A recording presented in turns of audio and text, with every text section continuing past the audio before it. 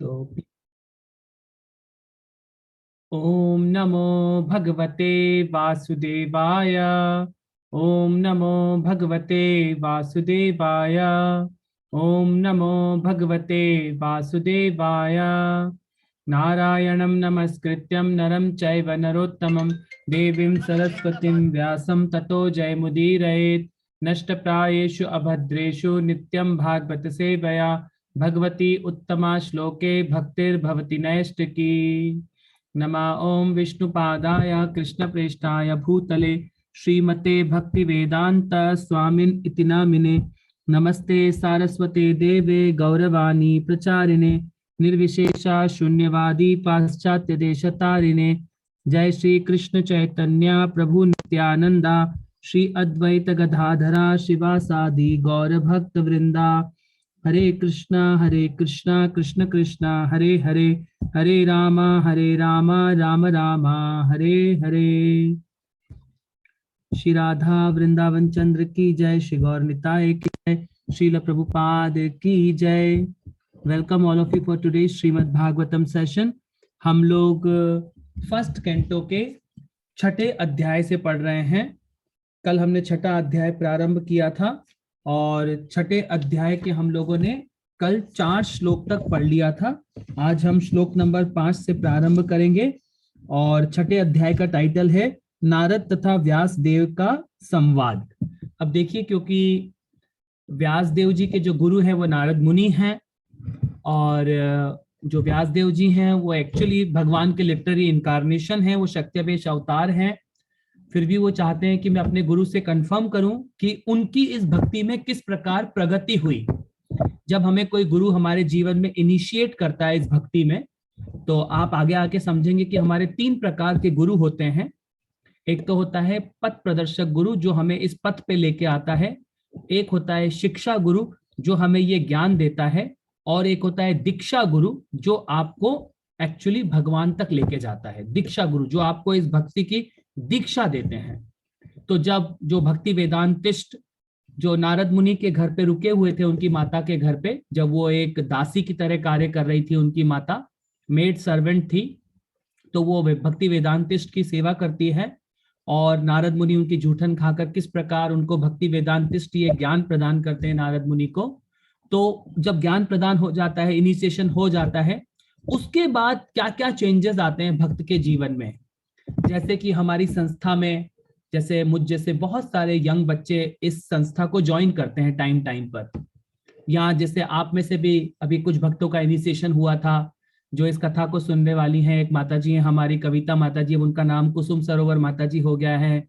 एक इनके हस्बैंड हैं आर के शर्मा जी, उनका नाम भी चेंज हो गया है, उनका नाम हो गया है अब रेवती प्राणदास। तो इस प्रकार जब ये प्रोसेस होता है, इसके बाद आपके जीवन में क्या चेंज आता है। जब हम प्रभुपाद के जैसे ही टच में आते हैं तो हमारे जीवन में क्या चेंजेस आते हैं।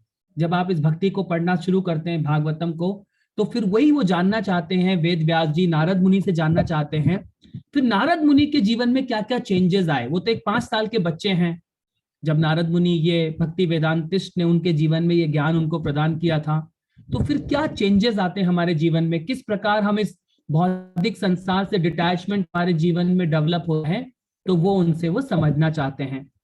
तो कल हम लोगों ने श्लोक नंबर 4 तक पढ़ लिया था। अब देखिए कल का जो लास्ट श्लोक था, कल के श्लोक में हमने पढ़ा था कि हे महामुनि, समय आने पर काल हर वस्तु का संहार कर देता है, अतएव यह कैसे संभव हुआ कि यह विषय जो ब्रह्मा के इस दिन के पूर्व घटित हो चुका है, अब भी आपकी स्मृति में काल द्वारा अप्रभावित जैसे का जैसा बना हुआ है।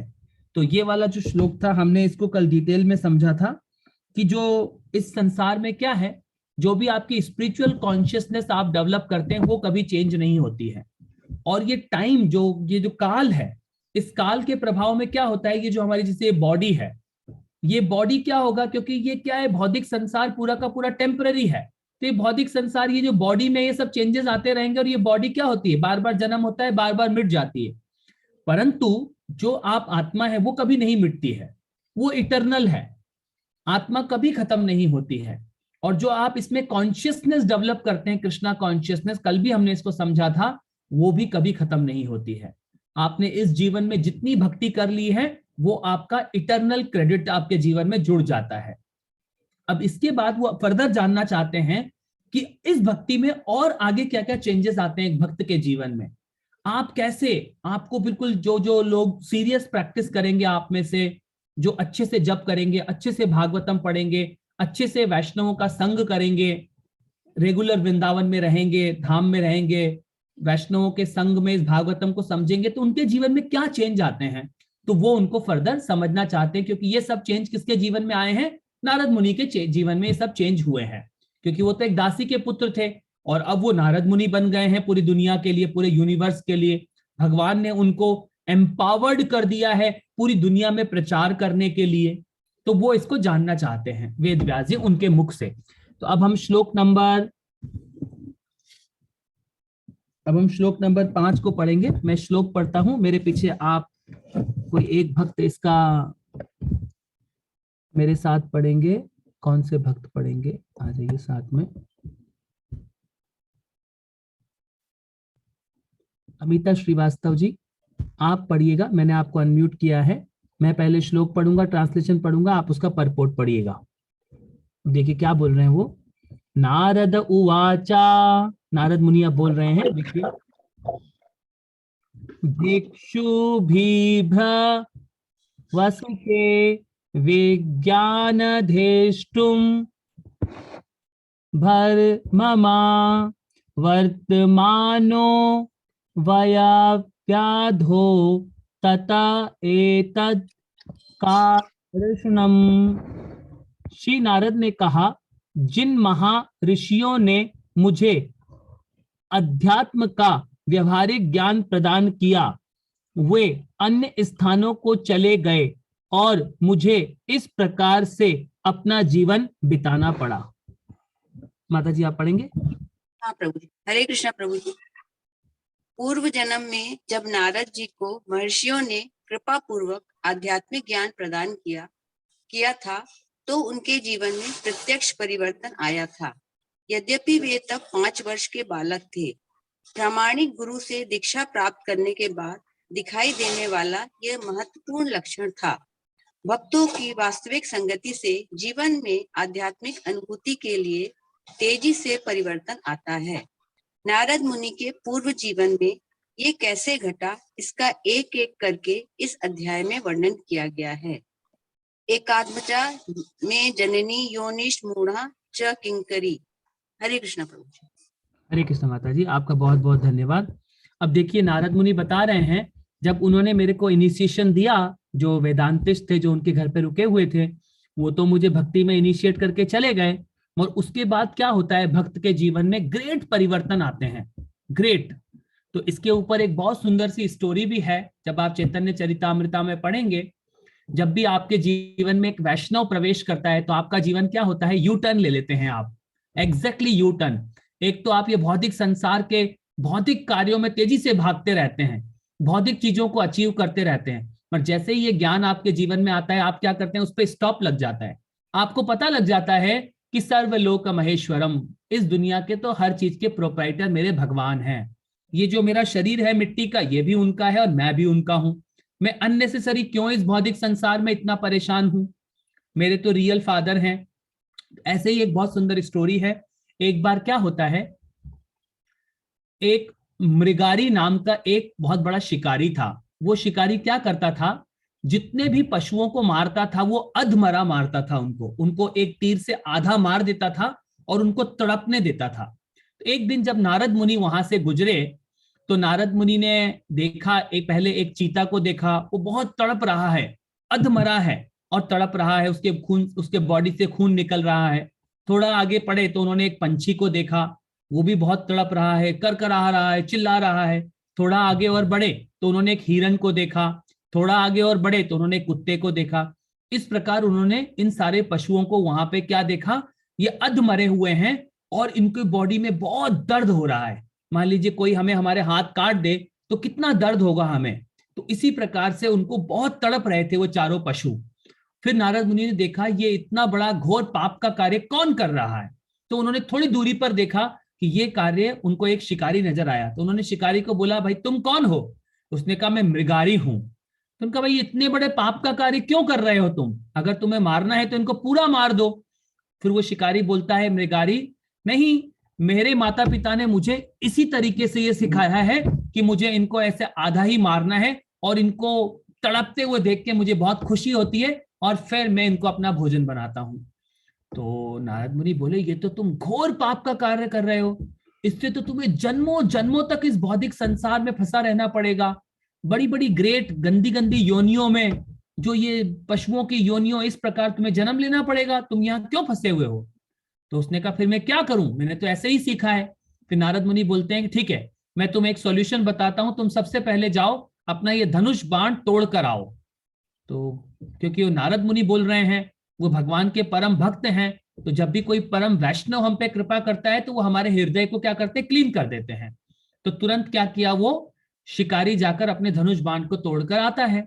फिर नारद मुनि बोलते हैं ठीक है, अब तुम ऐसा करो, आज से तुम कोई भी पाप का कार्य नहीं करोगे, मैं तुम्हें एक पूरा सॉल्यूशन देता हूं। तुम जाओ इस गांव के बाहर जाकर क्या करो, एक झोपड़ी बनाओ और तुम वहां पर, तुम और तुम्हारी पत्नी बहुत अच्छे से भगवान का नाम जप करना और तुलसी महारानी की सेवा करना। प्रतिदिन तुम तुलसी महारानी की तीनों टाइम सेवा करना, उनकी आरती करना, जल देना और खूब वहां पे परिक्रमा करना तुलसी महारानी की, और खूब अच्छे से भगवान का पूरे दिन भजन करना। तुम्हारा जितना भी खाने की सामग्री है सब मैं भिजवा दूंगा। तो वो मृगारी और उसकी पत्नी गांव के बाहर जाकर एक छोटी सी हट बनाकर और तुलसी महारानी को रखकर बढ़िया सुंदर तरीके से अपनी भक्ति शुरू करते हैं, अपना भगवान का हरि नाम जप करते हैं। और धीरे धीरे सारे के सारे गांव वालों को पता लगता है वो डेंजर शिकारी मृगारी अब वैष्णव बन गया है। तो सारे गांव वाले जब भी किसी वैष्णव से मिलने जाते थे तो ये परंपरा होती थी कि हम वैष्णव के लिए कुछ ना कुछ जरूर लेके जाएं। तो कोई आटा लेके जा रहा था, तो कोई तेल लेके जा रहा था, कोई सब्जियां लेके जा रहा था, कोई घी लेके जा रहा था। सब वैष्णव के दर्शन करने जा रहे थे कि इसमें इतना बड़ा परिवर्तन कैसे आ गया। तो वो देख रहे थे कि तो मृगारी तो चेंज हो गया है, मृगारी तो भगवान का तुरंत पूरे दिन नाम जप कर रहा है और खूब प्रसन्नता के साथ गा रहा है, भगवान की ग्लोरीज गा रहा है। तो उन्होंने ये सब देखकर उनमें बहुत आश्चर्य हुआ। तो जब नारद मुनि 1 महीने बाद आए तो वो नारद मुनि के चरणों में गिरा मृगारी कि हे मेरे गुरु, मैंने तो आपको सिर्फ बोला था कि मेरे को सिर्फ हम दोनों के भोजन की व्यवस्था करनी थी, आपने तो मेरे महीनों महीनों की व्यवस्था कर दी है। कहा don't worry, Krishna is unlimited personality to supply you. भगवान सबको अनलिमिटेड सप्लाई कर सकते हैं क्योंकि वो भगवान है। तो इस प्रकार से जब भी हम एक प्योर वैष्णव के टच में आते हैं तो तुरंत हमारी क्या हो जाती है, ये भौतिक कार्य, जिन कार्यों में हम लिप्त हैं, ये इंद्रिय तृप्ति के कार्यों में जो हम लिप्त रहते हैं, 24 घंटे हम इन इंद्रियों के सर्वेंट बने हुए हैं। जो इंद्रियां हमसे डिमांड कर रही हैं हम बस वही कार्य करते जाते हैं। इस दुनिया में देखिए ना, बड़े बड़े लोग जो अमेरिका के राष्ट्रपति थे, सिर्फ एक वहां होटल में रुके हुए थे तो वो किसी एक लेडी से अट्रैक्ट हो जाते हैं। बड़ी बड़ी पोजीशन के लोग देखिए कैसे इस माया से अट्रैक्ट हो जाते हैं। परंतु जो भगवान के वैष्णव होते हैं वो कभी अट्रैक्ट नहीं होते क्योंकि उनको रियलिटी पता होती है। इसी पे एक बहुत सुंदर एक और स्टोरी है। एक बार हरिदास ठाकुर हैं, अगर आपने नाम सुना होगा, जगन्नाथपुरी में उनका नाम नामाचारी हरिदास ठाकुर रखा गया था।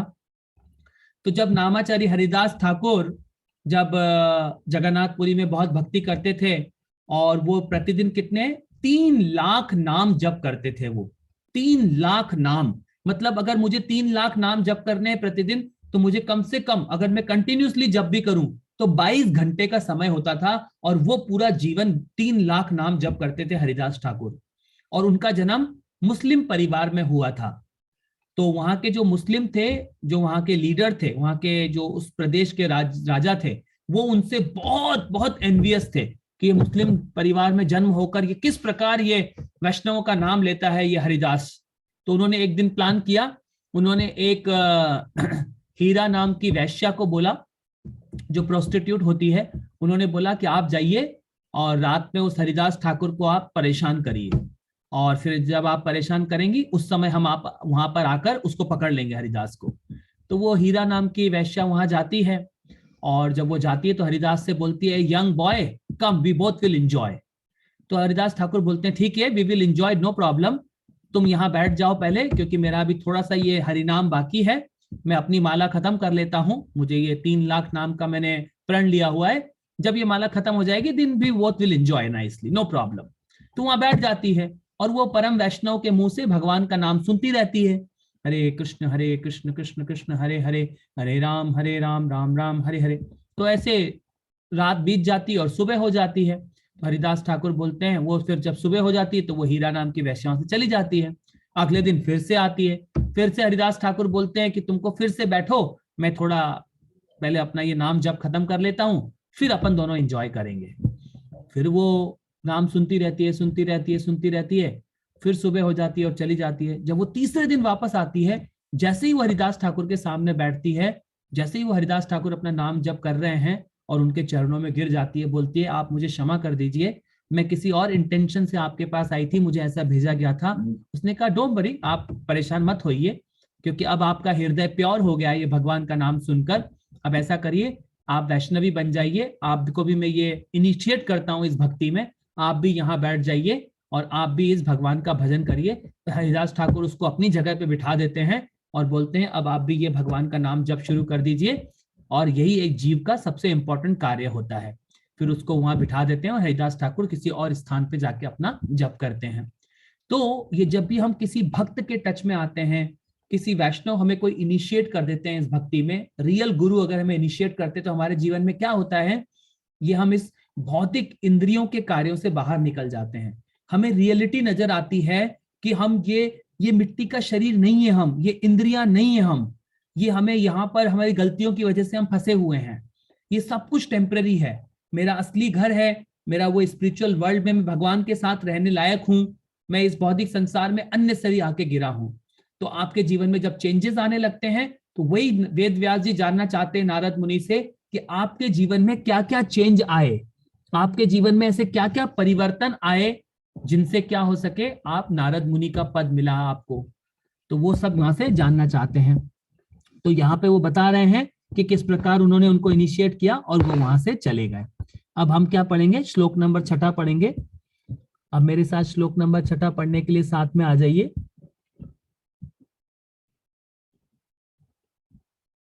अनामी माथुर जी, मैं आपको अनम्यूट कर रहा हूं। पहले मैं श्लोक पढ़ूंगा, ट्रांसलेशन पढ़ूंगा, उसके बाद आप परपोर्ट पढ़िएगा।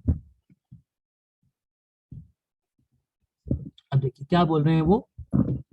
एकात्मजा में जननी योषिन्मूढ़ा च किंकरी, मय्यात्म जे अनन्यगतो चक्रे स्नेहानुबंधनम। अब वो क्या बोल रहे हैं, मैं अपनी माता का इकलौता पुत्र था। वो न केवल भोली भाली स्त्री थी, अपितु दासी भी थी।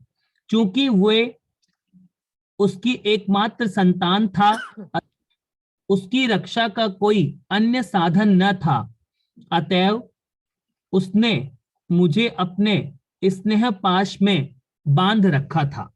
अब वो क्या बता रहे हैं यहाँ पर इस 6 श्लोक में, क्योंकि अभी यहाँ पे कोई भी परपोर्ट नहीं है, क्योंकि जो स्नेह पाश क्या होता है, स्नेह पाश का मतलब होता है ये जो हम मोह के अट्रैक्शन में हम फंस जाते हैं, इस भौतिक संसार के मोह में, कि ये मेरी माता है, ये मेरा पुत्र है, ये मेरे माता पिता हैं, ये मेरे भाई बहन हैं। जब माँ के गर्भ से हम जन्म होता है तो ये सारे रिश्ते बता दिए जाते हैं। उससे पहले हमारा इस भौतिक संसार में कोई रिश्ता नहीं होता है। आत्मा का सिर्फ एक ही रिश्ता है और वो है कृष्ण से प्रेम करना।